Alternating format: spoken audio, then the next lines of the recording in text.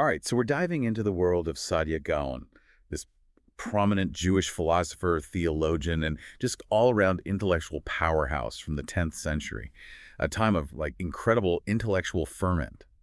And, you send over a stack of fascinating material about him, and just from what I'm gathering, he wasn't just a philosopher, right? He was also a rabbi, a commentator on the Bible, a grammarian, even a mathematician. It's really impressive. Yeah, it's pretty remarkable the range of his interests and accomplishments. Yeah, and what really strikes me is how, through it all, he seems to be wrestling with this fundamental question. How do we reconcile faith and reason? Well, that's a question that has preoccupied philosophers and theologians for centuries. And what's particularly interesting about Sadia is that he wasn't content to simply keep these two realms separate. He actively sought to bridge them, to demonstrate how reason could illuminate faith and how faith could provide a foundation for a meaningful life guided by reason. It's like he was trying to build a system where these two, like, seemingly opposed forces could coexist and even reinforce each other. That's a great way to put it. He saw them as complementary rather than contradictory. Okay, so where do we even begin to unpack this? This is a huge question. Well, a great starting point is his major philosophical work, the Book of Doctrines and Beliefs, or Amana in Arabic. This wasn't just some abstract philosophical treatise. Sadia wrote it with a clear purpose, to combat what he saw as the errors and doubt plaguing people, hindering them from leading truly fulfilling lives. He wanted to equip them with the tools of reason and the certainty of faith to navigate the complexities of existence. So it's like a guidebook for living a good life, grounded in both intellectual inquiry and religious conviction. Exactly. It's a practical philosophy aimed at helping people live well. Hmm. And to understand how he brings these two together, we need to delve into his four ways of knowing: sense perception, reason, inference, and something he calls tradition. Okay, now the first three, those sound pretty familiar. Classic ways we gain knowledge about the world, right? But tradition, as a distinct category of knowledge, that's intriguing. It is, right. It's not just about customs or rituals passed down through generations. For Sadia, tradition represents a kind of knowledge that's received all at once, with immediate certainty. He uses the Arabic word al-kabar, which literally means a report, to emphasize the inherent reliability of this kind of knowledge. It's like receiving a trustworthy report from a reliable source, bypassing the need for step-by-step reasoning. Oh, so it's almost like a shortcut to knowledge, a way of accessing truths that have been verified and passed down through generations. That's a great way to think about it. But then how does this concept of tradition connect to revelation, which usually seems like a much more like individual and sudden burst of insight? Here's where Sadia's deep understanding of language comes into play. The Arabic word he uses for revelation is se'elat, and it comes from the root to hear. It literally means things that are heard. Wait, so revelation for Sadia is fundamentally about hearing, not some abstract unveiling of hidden truths, but actually listening to something. You got it. And this linguistic connection reveals a profound link between tradition and revelation in his thought. Think about it. Prophecy, which is a form of revelation, involves the prophet hearing the divine word. That word is then passed down through tradition, becoming a source of knowledge for future generations. So both tradition and revelation, at their core, rely on this act of hearing, of receiving knowledge from a trusted source. It's like a chain of transmission, with each link adding to the reliability of the information. That's a great analogy. This is fascinating. Okay, so prophecy fits into this hearing framework as well, right? Absolutely. But Saidia's view of prophecy goes beyond just the auditory experience. He talks about the prophet receiving both a created word, which is what they hear, and a created glory, which is what they see. Created glory. Now that sounds like something straight out of like a mystical vision. It definitely has that mystical flavor. What's fascinating is that this created glory acts as a kind of verification for the prophet's experience, confirming that what they're hearing is genuinely from a divine source. So it's like a divine stamp of approval. Exactly. Now, there's some debate about what this created glory actually is. Some scholars suggest it might be a kind of cosmic intermediary, a manifestation of God's presence in the world, perhaps even a created thing, shay makhluk in Arabic. Oh, wow. Adding another layer of complexity to this whole idea of revelation.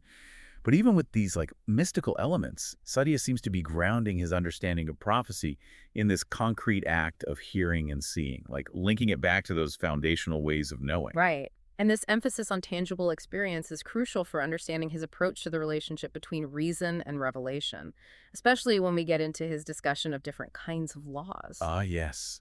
The famous distinction between laws of reason and laws of revelation, a concept that's had a profound impact on Jewish thought. For Saadya, this distinction was central to understanding the nature of God's commands and how we as humans are meant to live in accordance with them. Okay, let's break this down. So, laws of reason are those moral principles that seem self-evident, like the prohibitions against murder, theft, lying. They're kind of like universal moral truths that any rational person could arrive at, right? Precisely. They're ingrained in our very nature, accessible through our faculty of reason. On the other hand, laws of revelation are those commands that don't have an immediately obvious reason behind them. Like the dietary laws in Judaism, or the specific rituals associated with observing the Sabbath. Exactly. These laws require acceptance through faith because their rationale might not be fully graspable through reason alone. They're based on divine command, on the word that's been heard and passed down through tradition. Which makes sense, right? Like there are some things that just inherently feel wrong, like harming others, and then there are those rules and rituals that seem to come from a higher authority. It's about recognizing different sources of authority and knowledge. But here's what always kind of tripped me up about this distinction. If these laws of reason are so obvious, why would God even bother including them in Revelation? Like, wouldn't it be redundant? That's a great question, and it gets to the heart of Saadya's project of reconciling reason and revelation. He actually offers a couple of really insightful explanations for this apparent redundancy. I am all ears. First, he argues that God, in his infinite benevolence, essentially gave humanity a moral shortcut by revealing these laws of reason. Sure, we could eventually figure out that murder and theft are wrong, but why risk the chaos and suffering that might result from trial and error? Revelation provides those clear-cut guidelines from the start, a kind of divine cheat sheet for moral behavior. Well, it's like a cosmic safety net, ensuring that humanity has a clear moral compass from the get-go. I like that. What's the other reason? This one is even more ingenious, I think. Saadya suggests that by making those laws of reason part of divine command, God actually elevates their significance. We get extra credit, so to speak, for acting morally, even if those actions seem inherently good. So even those self-evident moral actions become acts of obedience and devotion to God when we understand them as part of his revealed will. That's a fascinating way to look at it. It really highlights how Saadya saw reason and revelation working together, each enriching and elevating the other. But things get even more interesting when we look at how he approaches those laws of revelation that seem so arbitrary to our human reason. You're telling me he tries to find a rational explanation for the seemingly irrational? That sounds like a real challenge. It is, and it reveals the inherent tension in Saadya's project. Even though he explicitly states that human reason can't fully grasp the rationale behind these laws, he still tries to find some kind of logical explanation for them. It's like the philosopher in him just can't resist trying to find the underlying logic, even when dealing with matters of faith. Exactly, and it's in these moments that we see the true brilliance and complexity of Saadya's thought. So what kind of explanations does he offer for these laws of revelation? Give me an example. For instance, take the dietary laws in Judaism. Saadya suggests that they might be in place to prevent people from worshiping animals, maintaining a clear separation between the creator and the created. Interesting. So he's trying to find a deeper purpose behind these seemingly arbitrary rules, connecting them to broader theological concepts. Precisely. And this raises a really important question. Is Saadya ultimately saying that everything in Revelation can be explained by reason if we just think hard enough? That's the million-dollar question, isn't it? Is he ultimately a rationalist who manages to fit even the most mystical elements of faith into a neat, reason-based system? Or is there something more going on here? Well, that's a question we'll have to explore further as we delve deeper into Saadya's thought. So we've been exploring this whole idea of Saadya Gaon, attempting to reconcile reason and revelation. And it's been fascinating. He's got this intricate system where he uses reason to understand and even justify aspects of revelation. But it does make you wonder, is reason truly independent in his system? Or is it ultimately serving to just reinforce, pre-existing beliefs? It's a question that gets to the heart of the debate surrounding Saadya's work. I mean, it's tempting to see him as this champion of reason, demonstrating that even the most seemingly irrational aspects of faith can be understood through logic. But some scholars argue that he sometimes falls into the trap of what later Jewish philosophers called pseudo-reasoning. Pseudo-reasoning. Okay, I need a little more explanation on that one. What does that even mean? Well, essentially, it's the idea that you're starting with a conclusion. In this case, a belief that's rooted in revelation, and then you kind of bend logic to fit that predetermined conclusion. Rather than using reason as a neutral tool for inquiry, you're using it to justify what you already believe. So it's like a kind of intellectual confirmation bias. Exactly. And this is where some critics of Saadya argue that his attempts to find rational explanations for laws of revelation might be more about reinforcing his own convictions than about genuinely exploring the potential harmony between reason and revelation. Hmm. It does make you wonder. Even when he's advocating for reason, he's constantly in scriptural support for his arguments. It's like he's saying, look, even the Bible itself validates the use of reason.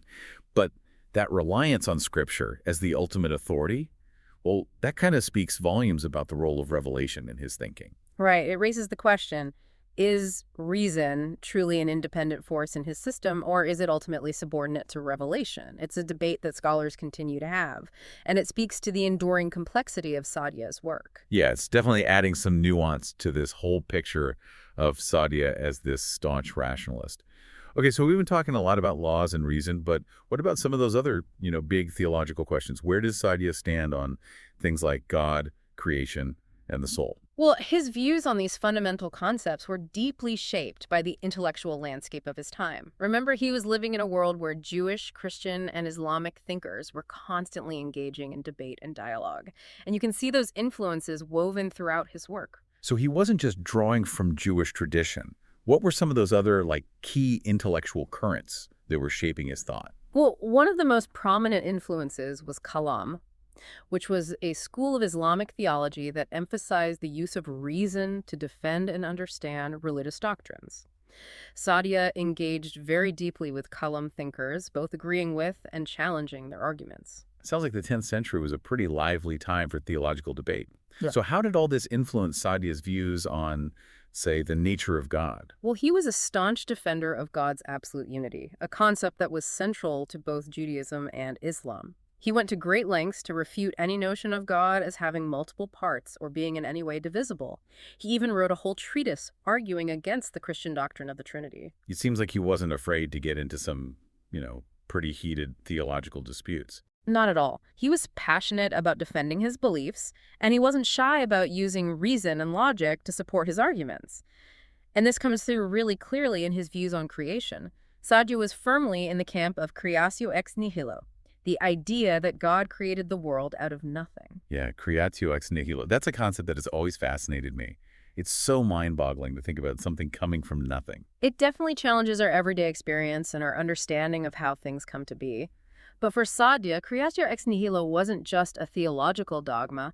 It was something he believed could be demonstrated through reason. Hold up. He was trying to use logic to prove a religious belief. That seems like a tricky balancing act. It is, but that's what makes Saadya so intriguing. He was constantly weaving together these different strands of thought, Yeah. reason and revelation, philosophy and theology. He believed that these different ways of knowing could ultimately complement and reinforce each other. So how did he go about using reason to support this idea of creatio ex nihilo? Well, he lays out a series of arguments, drawing on both scripture and philosophical reasoning. One of his key points is that if the world was created from some, pre-existing matter, then that matter would have to be eternal and independent of God. And that, for Saadya, was a direct challenge to God's absolute unity and sovereignty. So to maintain God's absolute power and uniqueness, creation had to have happened out of nothing. It's like he's using a theological argument to support a philosophical concept. Exactly. And it highlights how these different realms of thought were intertwined for Saadya. He wasn't simply trying to compartmentalize them, he was actively seeking points of convergence. This is giving me a whole new perspective on how theological debates played out in the 10th century. It wasn't just about quoting scripture, it was about engaging in rigorous philosophical argumentation as well. So we talked about God and creation. What about Saadya's views on the human soul? Well, his understanding of the soul is a fascinating blend of philosophical reasoning and scriptural interpretation. He seems to have been influenced by Plato's concept of the soul as a distinct entity, separate from the body and capable of existing independently. Oh, a little bit of ancient Greek philosophy mixed in with Jewish theology. That's an interesting combination. It is, and it shows how Saadya was drawing from multiple intellectual traditions to develop his own unique understanding of the soul. He also integrated Jewish beliefs about the afterlife and resurrection into his philosophical framework. Okay, so a little bit of Plato, a little bit of Torah. How did that all come together? While he even connects Plato's three-part model of the soul, reason, spirit, and appetite, with specific Hebrew terms for the soul found in Scripture. It's really impressive how he manages to weave these different traditions together. He sounds like a master synthesizer, finding those hidden connections between seemingly disparate ideas. It's like he's creating this grand intellectual tapestry, you know, drawing from various sources to create a richer and more nuanced understanding of the human experience. Exactly. And this brings us back to that core tension we've been exploring, right? The relationship between reason and revelation in Sadya's thought. Even though he emphasizes the power of reason to illuminate faith, there's a sense that revelation ultimately provides the foundation for his philosophical inquiries. It's like reason is this incredible tool for understanding the world, but it needs the guidance of revelation to kind of point it in the right direction. I think that's a beautiful way to put it. And perhaps it's a key to unlocking the enduring relevance of Saadya Gaon's work. Even though he lived over 1,000 years ago, the questions he grappled with, the nature of God, the role of reason in faith, the meaning of human existence, they're still so relevant today. Absolutely. We're still wrestling with those same fundamental questions about faith, reason, and the search for meaning in a complex world. It's amazing to see how these ideas just transcend time and culture. It's a testament to the enduring power of philosophy and theology to grapple with those big questions that continue to haunt and inspire humanity. This has been an incredible journey so far. But of course, there's always more to explore. And it seems like Saadya Gaon just provides this treasure trove of insights that can enrich our own understanding of these fundamental questions. He certainly does. And perhaps by delving deeper into his work, we can find some guidance for navigating our own journeys of faith and reason. Wow, we've been on quite a journey with Saadya Gaon, exploring his life, his work, his intricate attempts to weave together reason and revelation. But now I'm curious, what are the lasting implications of all this? Why should we, in the 21st century, care about a 10th century Jewish philosopher? Well, it's a great question, and I think it speaks to the enduring power of Sadia's ideas. What's fascinating is that he was grappling with issues that are still so relevant today. The tension between faith and reason, the role of tradition in a rapidly changing world, the search for meaning and purpose in the face of, complexity and uncertainty. These are challenges that continue to resonate with us centuries later. It's like he was having a conversation that spans across time, Mhm. you know, addressing questions that are just fundamental to the human experience. But okay, even after this whole deep dive, I'm still wrestling with some things. We've talked about how Saadya championed the use of reason, but sometimes it feels like he's using reason more to justify his, pre-existing beliefs than to genuinely inquire into truth. Is that a valid criticism? It's definitely a point of contention among scholars, and it reflects that inherent complexity of Saya's project. Some argue that he occasionally falls into the trap of what we've called, pseudo-reasoning, using logic to reinforce what he already believes, rather than as an independent tool for discovery. Others maintain that his commitment to reason was more genuine, that he truly believed in its power to illuminate even the most challenging aspects of faith. Yeah, it's a tricky line to walk, isn't it? Trying to figure out where faith ends and reason begins. I guess that's what makes Saadya so intriguing, though. He wasn't afraid to grapple with those ambiguities, to embrace the tension between those two ways of knowing. Right, and that's what makes his work so thought-provoking. Even for those who might disagree with his conclusions, right? He forces us to ask ourselves, how do we navigate that tension between faith and reason? What role does tradition play in our lives, especially in a world that's constantly pushing for innovation and change? How can we use our intellect to deepen our understanding of God, the universe, and our place in it all? Man, if Saadya were here with us today, I'd be so curious to hear his take on the role of faith in a world that's increasingly dominated by science and technology. Would he see faith and reason as being in conflict, or could he envision a way for them to coexist and even enrich each other? That's a brilliant question. And I think it gets to the heart of Saj's legacy. He reminds us that these aren't new questions. Humanity has been wrestling with these dilemmas for centuries, and each generation must find its own answers. But by engaging with the ideas of thinkers like Saadya, we can gain, valuable insights and perhaps even find new ways to bridge the gap between faith and reason in our own lives. Yeah. He provides a model for how to engage with those big questions, to not shy away from the challenges that they pose. And maybe that's the most important takeaway from this whole deep dive. that the journey of faith and reason is an ongoing process, a constant kind of exploration and questioning. Exactly. It's not about arriving at definitive answers, but about embracing the journey itself. The ongoing search for meaning and understanding. And Saadya Gaon, with his bold attempts to bridge that gap between reason and revelation, offers us a compelling example of how to navigate that journey. Well said. And on that note, I think we'll wrap up our exploration of this remarkable thinker. But we leave you with this challenge, listeners. What would you ask Saadya Gaon if you had the chance? What insights from his work resonate most deeply with you? We encourage you to delve into his writings, explore his ideas, and see where your own journey of faith and reason takes you. Yeah, it's a journey worth taking, and one that can lead to some really profound discoveries about ourselves, our world, and the ultimate mysteries of existence. Thanks for joining us on this deep dive into the world of Saadya Gaon. Until next time, keep those minds curious and those hearts open to the wonders of exploration and discovery. Thanks for listening.